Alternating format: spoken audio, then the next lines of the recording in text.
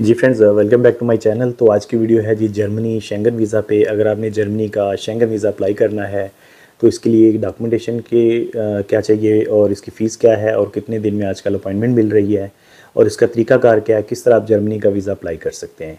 तो आपसे रिक्वेस्ट है वीडियो को पूरा देखें ताकि पूरी इन्फॉर्मेशन आपको मिल सके। अपॉइंटमेंट का थोड़ा सा इशू आ रहा है, अपॉइंटमेंट इतनी जल्दी नहीं मिल रही, लेकिन ये है कि वीज़ा रेशो अच्छी है, वीज़ा मिल जाता है नॉर्मली अगर आपकी फ़ाइल थोड़ी अच्छी हो तो। कोई भी शेंगन कंट्री का आप वीज़ा ले लेते हो तो आपको पता है दोस्तों कि आप शेंगन की बाकी कंट्रीज़ में भी ट्रैवल कर सकते हैं। तो बेसिकली क्या होता है कि एक ही वीज़ा पे आप 27 कंट्रीज़ में ट्रैवल कर सकते हैं और इसके अलावा शेंगन के अलावा जो दूसरी कंट्रीज़ होती हैं अब वहाँ भी ट्रैवल कर सकते हैं। अगर आपके पास शेंगन का मल्टीपल वीज़ा होता है तो आप साथ में जो दूसरी कंट्रीज़ हैं यूरोप की, आप वहाँ भी ट्रैवल कर सकते हैं। जैसे कि अल्बानिया है, मोंटीनेग्रो है, सर्बिया है, इस तरह और दूसरी कंट्रीज़ में भी आप जा सकते हैं इन केस आपके पास शेंगन का मल्टीपल वीज़ा है और वो वैलिड वीज़ा है। तो बात करते हैं जर्मनी का वीज़ा अप्लाई करना है। इसके लिए जो डॉक्यूमेंटेशन चाहिए, सबसे पहले passport, visa, ID at least 6 month valid होने चाहिए। फ़ोटो चाहिए होती है आपकी with white background. Last 3 month की आपकी बैंक स्टेटमेंट चाहिए होती है। एनओसी लेटर चाहिए और अगर आप पार्टनर वीज़ा पे हैं या इन्वेस्टर वीज़ा पे हैं तो तब भी एक एनओसी लेटर और साथ में ट्रेड लाइसेंस की कॉपी चाहिए होती है। NOC letter as a investor आप अपनी एनओसी में ये मेंशन कर सकते हो आपकी मंथली इनकम क्या है, आपका ट्रैवलिंग डेट्स क्या है, आपका पर्पस क्या है ट्रैवलिंग का, और आपकी जो जॉब है कंपनी के अंदर आपकी जो रिस्पॉन्सिबिलिटीज़ हैं या इसके बारे में आप बता सकते हैं कि कंपनी में आपका एक्चुअल काम क्या है, रोल क्या है। ठीक है जी। होटल बुकिंग जब भी आप बुक करो तो दोस्तों वो कंफर्म वाली बुक करो और उस पर जो है कोशिश किया करें कि पे कर दें फुल अमाउंट।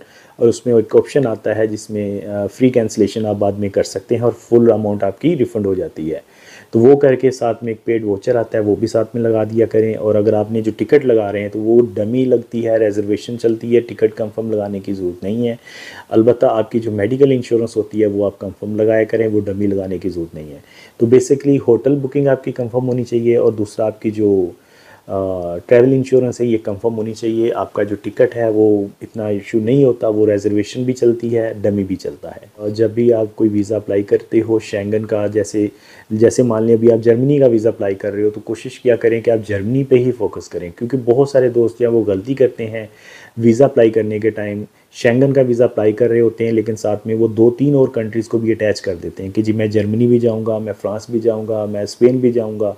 तो उस तरह थोड़ा ट्रैवल प्लान लेंथी हो जाता है, वीज़ा ऑफिसर भी थोड़ा सा कंफ्यूज हो जाता है कि यार इस बंदे को वीज़ा दूँ या नहीं दूँ। तो कोशिश किया करें कि आप एक ही कंट्री के ऊपर फोकस करके आपका ट्रैवल प्लान दिया करें। 5 से 6 दिन या मैक्सिमम 7 डेज़ का ट्रैवल प्लान रखा करें, इससे बड़ा ट्रैवल प्लान देने की ज़रूरत नहीं है। अभी जैसे आप जर्मनी का ट्रैवल प्लान दे रहे हैं तो कोशिश करें कि आप एक सिटी या मैक्सिमम दूसरी सिटी का आप ट्रैवल प्लान दे सकते हैं। आप बोल सकते हैं जी मैंने फ्रैंकफर्ट जाना है, मैंने जो है 2-3 दिन मैं फ्रैंकफर्ट में रहूँगा, 2-3 दिन मैं बर्लिन में रहूँगा या म्यूनिख में रहूँगा। तो इस तरह करके आप जर्मनी के अंदर ही कोई 2 से 3 सिटीज़ का ट्रैवल प्लान दे सकते हैं, तो वो चलता है। तो इसी तरह का ही ट्रैवल प्लान रखा करें और एक शॉर्ट हो ट्रैवल प्लान तो बहुत अच्छा है। कवर लेटर थोड़ा अच्छा बनाना चाहिए। कवर लेटर में नॉर्मली क्या होता है कि आपको अपने बारे में बताना होता है कि आप यूएई में कब से हो, आपकी प्रोफाइल क्या है, आपकी जॉब क्या है, आपकी जो है ट्रैवल हिस्ट्री क्या है, आपने कहाँ कहाँ ट्रैवल किया है, आपकी ट्रैवल करने का पर्पस क्या है, कितने दिन के लिए आप जा रहे हो और कहाँ कहाँ आप ट्रैवल करना चाहते हो। ये सारी चीज़ें आपने ट्रैवल प्लान में देनी होती हैं। इसके बाद आप जो डॉक्यूमेंटेशन साथ में सबमिट कर रहे हो वो साथ में बताने होते हैं कि आप क्या क्या डॉक्यूमेंटेशन सबमिट कर रहे हो। ये एक कवर लेटर आपने देना होता है और साथ में ये सारे डॉक्यूमेंट्स आपके जो होते हैं ये आपने कॉपीज़ स्कैन कॉपीज़ लगा के ओरिजिनल पासपोर्ट के साथ ये अपॉइंटमेंट लेके वीएफएस सेंटर में दुबई में या अबू धाबी में आप सबमिट कर दें। 15-20 दिन के अंदर आपका जो वीज़ा का डिसीजन है वो आ जाता है। नॉर्मली जो वीज़ा की फ़ीस होती है वो 80 यूरोज़ होती है, जो कि आपने वहीं जाके पे करनी होती है। अगर साथ में बच्चे हैं जो 6 से 12 साल की एज के होते हैं तो उनकी 40 यूरोज़ आपने पे करनी है। अगर बच्चे आपके 6 साल से छोटी उम्र के हैं तो फिर उनकी वीज़ा फ़ीस फ्री होती है। जैसे उनकी आपने जो वीएफएस की फ़ीस होती है बेसिकली जो अपॉइंटमेंट की वही पे करनी होती है। तो इस तरह जी आप अपना जर्मनी का शेंगन वीज़ा अप्लाई कर सकते हैं। और मेरी एक मशवरा ये है कि जब भी आप कोई शेंगन वीज़ा अप्लाई करते हैं, अगर आप फर्स्ट टाइम कर रहे हैं या सेकंड टाइम भी कर रहे हैं, तो आप कोशिश किया करें कि आप सिंगल एंट्री ही ऑप्शन सेलेक्ट किया करें, क्योंकि इसमें चांसेस थोड़े अच्छे होते हैं वीज़ा मिलने के। कुछ लोग गलती करते हैं कि फ़र्स्ट टाइम ही शेंगन वीज़ा अप्लाई कर रहे होते हैं लेकिन वो उसी टाइम जो है वो मल्टीपल वीज़ा अप्लाई कर देते हैं तो उसमें वीज़ा रिजेक्शन के चांसेस थोड़े ज़्यादा आ जाते हैं। या फर्स्ट टाइम वीज़ा अप्लाई करेंगे तो ट्रैवल प्लान बहुत बड़ा दे देते हैं तो उसमें भी वीज़ा जो है रिजेक्ट होने के चांसेस हो जाते हैं। तो कोशिश करें जब भी आप कोई शेंगन वीज़ा स्पेशली या किसी भी कंट्री का वीज़ा अप्लाई कर रहे हैं तो फर्स्ट टाइम जो आप कर रहे हैं छोटा प्लान रखें, अपना शॉर्ट प्लान रखें, एक ही कंट्री के ऊपर फोकस करें, मैक्सिमम एक सिटी या 2 सिटी के ऊपर फोकस करें आपका ट्रैवल प्लान। और दूसरा ये है कि आपके डॉक्यूमेंटेशन प्रॉपर होने चाहिए, एटलीस्ट 6 मंथ तक आपके पासपोर्ट आईडी वैलिड होने चाहिए।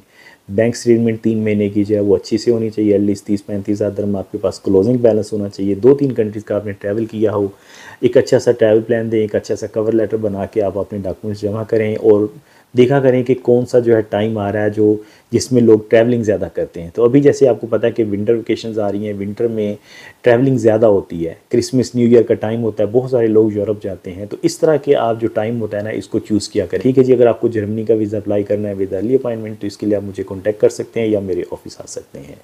Thank you very much for watching the video. अगर आप मेरे चैनल पर नए हैं तो चैनल को सब्सक्राइब कर लें और बेल आइकन को प्रेस कर लें। Thank you.